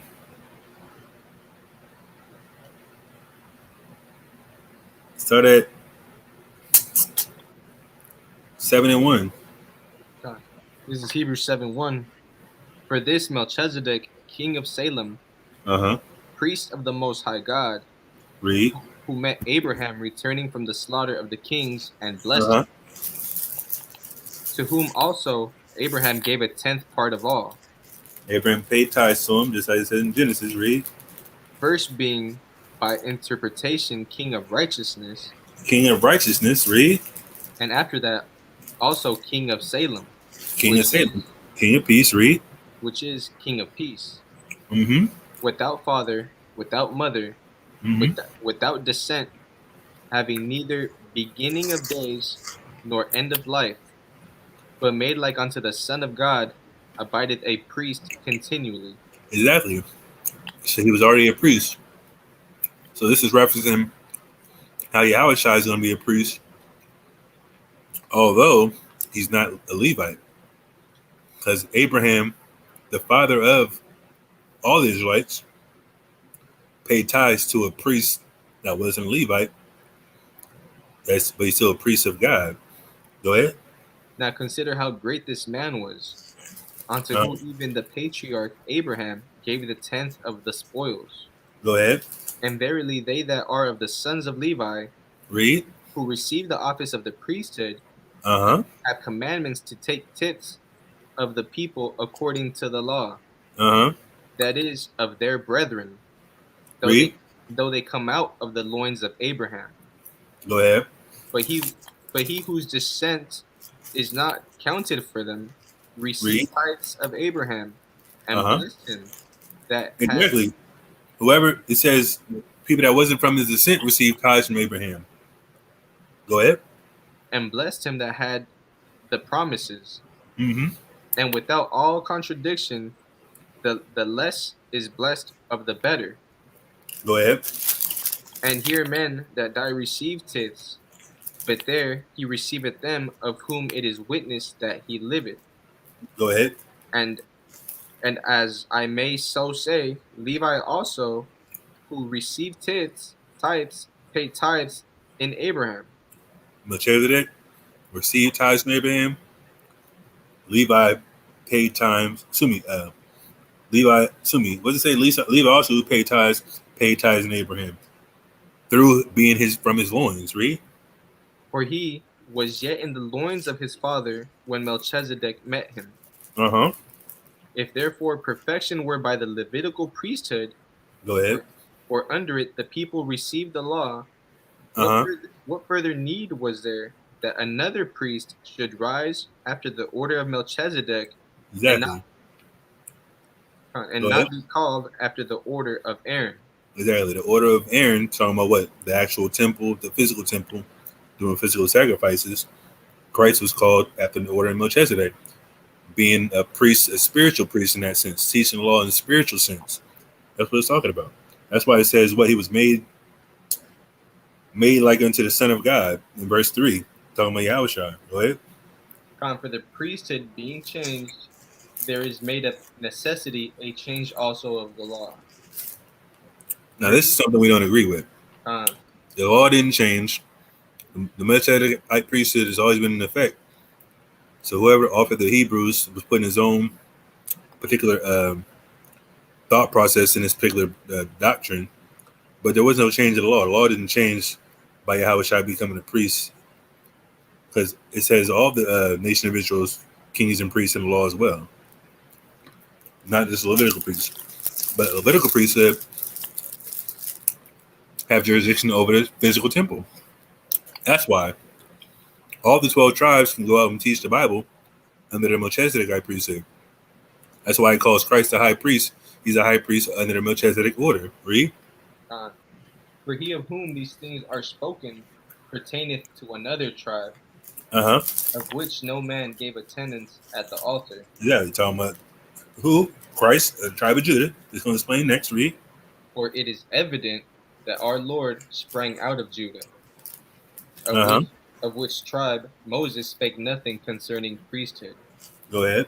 And it is yet far more evident, for that after the similitude of Melchizedek there ariseth another priest, Exactly. The similitude of the Melchizedek, a spiritual priesthood. Another priest talking about who the world calls Christ. Go ahead. who is made not after the law of a carnal commandment, but after the power of an endless life. An endless life. Talking about spiritual life. Go ahead.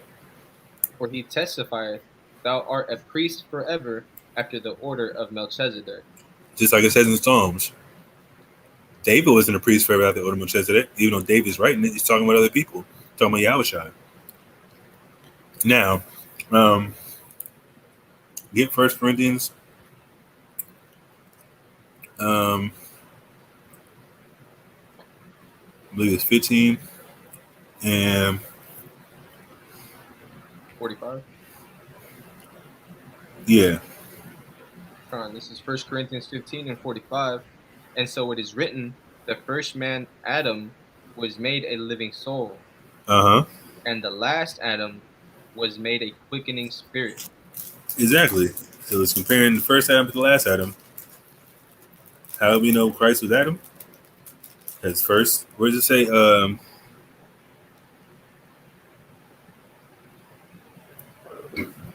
Excuse me. Let me see.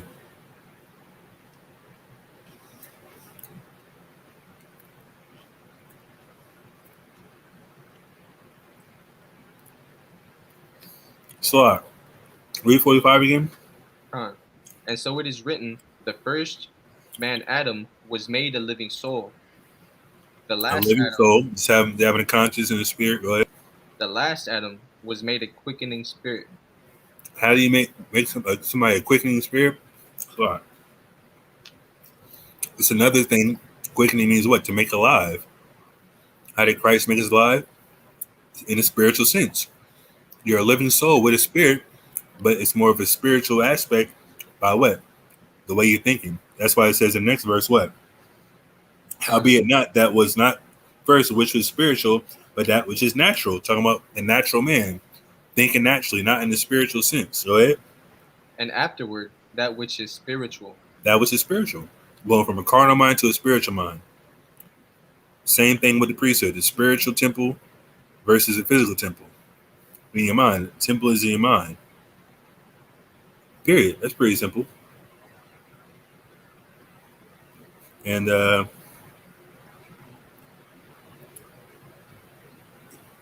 believe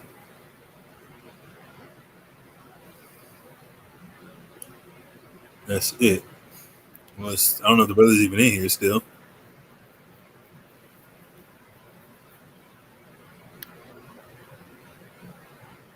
Because he asked a question a long time ago. 9:57. Yeah, he asked it over an hour ago, but it's all good. All praise to the Most High.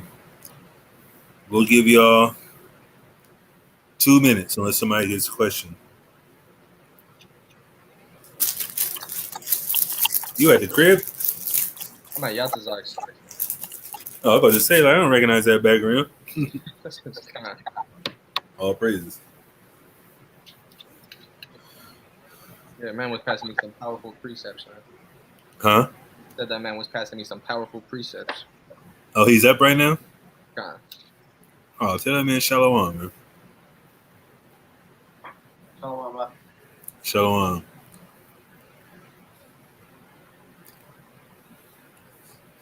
Any questions? Any questions? As you can see, I'm not the best at finding precepts, but we don't get there, you know?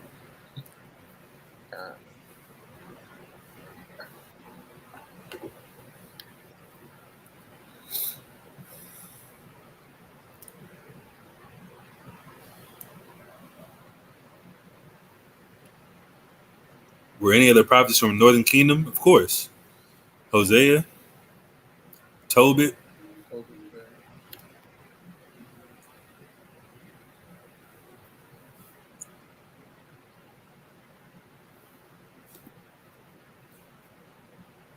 Tobit was from the tribe of Naphtali.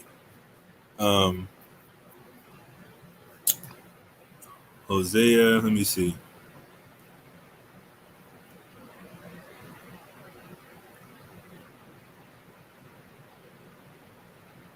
Where's it at? Oh, okay.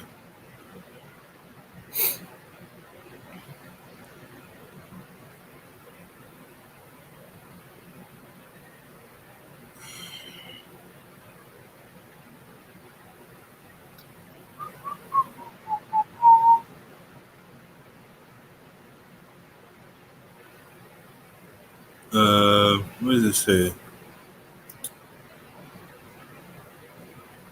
It's trying to say is it Edomite, but that's not true.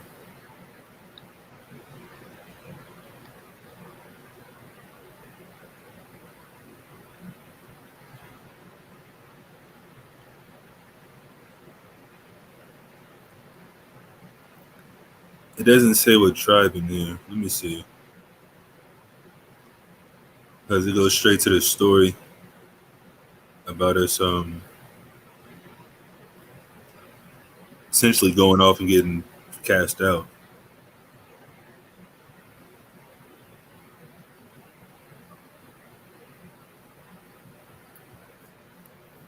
But yeah, Tobit. Let me see if I can find one. Tobit.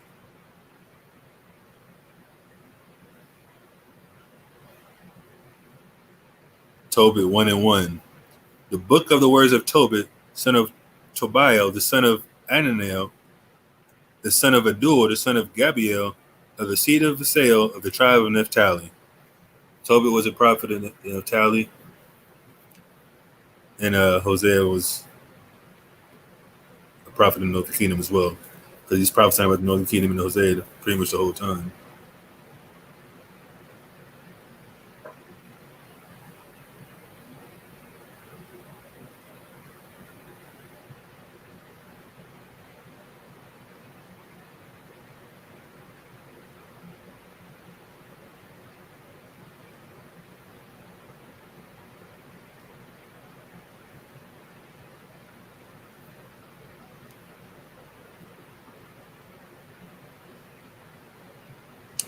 Any other questions?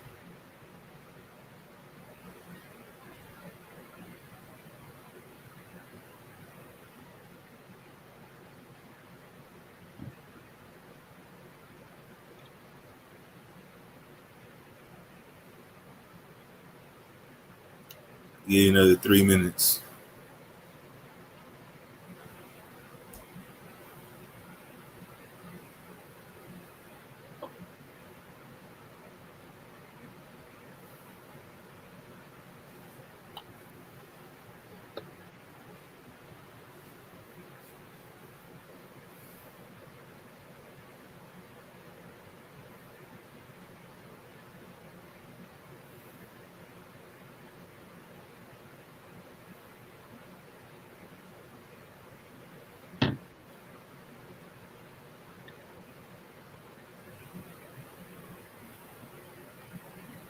Can I also get some clear understanding on cooking on the Sabbath? Is kindling a fire servile work and using a microwave?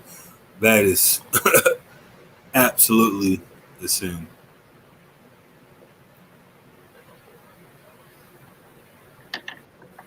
Give me that in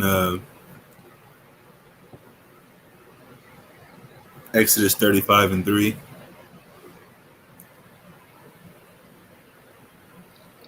Canal, let me read this first.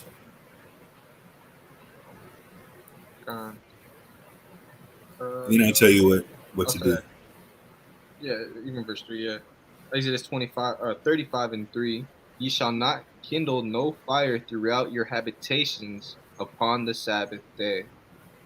You can't kindle fires, period. Now, if there's a fire already going on the Sabbath, as long as it's going, it's fine. Can you use a microwave? Listen, that's a fine line that people, wiggle on. Me personally, I took my microwave out of my house just for that purpose.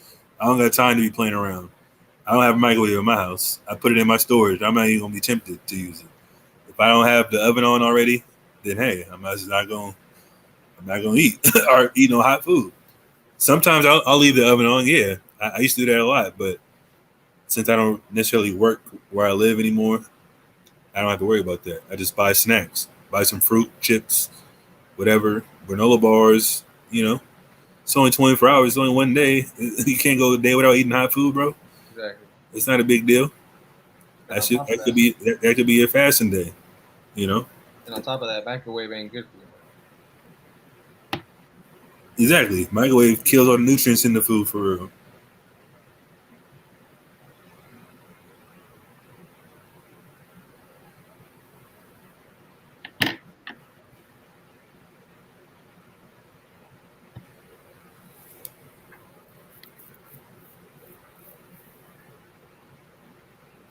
You're welcome, brother. Like I said, if you want to use the oven, make sure it's on before the sun goes down. That's all I can say. But if no other questions, we gonna close out. Give all praise, honor, and glory to Yahweh Shai. Say shalom.